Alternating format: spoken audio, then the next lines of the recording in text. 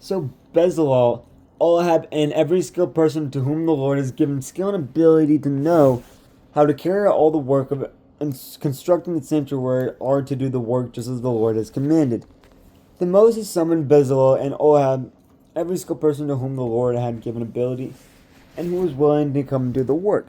They received from Moses all the offerings the Israelites had brought to carry out the work of constructing the sanctuary. And the people continued to bring freewill offerings morning after morning. So all the skilled workers who were doing all the work on the sanctuary left what they were doing, and said to Moses, "The people are bringing more than enough for doing the work the Lord commanded to be done." Then Moses gave an order, and they sent this word throughout the camp: "No man or woman is to make anything else as an offering for the sanctuary." And so the people were restrained from bringing more, because what they already had was more than enough to do all the work.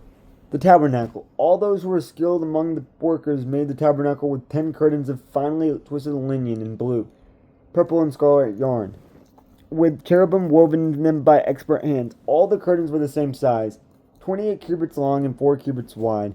They joined 5 of the curtains together and did the same with the other 5. Then they made loops of blue material along the edge of the end curtain in one set. And the same was done with the end curtain in the other set. They also made 50 loops on one curtain and 50 loops on the end curtain of the other set, with the loops opposite of each other. Then they made 50 gold clasps and used them to fasten the 2 sets of curtain together, so that the tabernacle was a union. They made curtains of goat hair for the tent over the tabernacle, 11 together. All 11 curtains were the same size, 30 cubits long and 4 cubits wide. They joined 5 of the curtains into one set, and the other 6 into another set. Then they made 50 loops along the edge of the end curtains in one set, and also along the edge of the end curtains in the other set. They made 50 bronze clasps to fasten the tent, together as a union. Then they made for the tent a covering of ram skins dyed red, and over that a covering of the other durable leather. They made upright frames of cedar wood for the tabernacle. Each frame was 10 cubits long and a cubit and a half wide, with 2 projections set up parallel to each other. They made all the frames of the tabernacle in this way. They made 20 frames for the south side of the tabernacle and made 40 silver bases to go under them, 2 bases for each frame, 1 under each projection.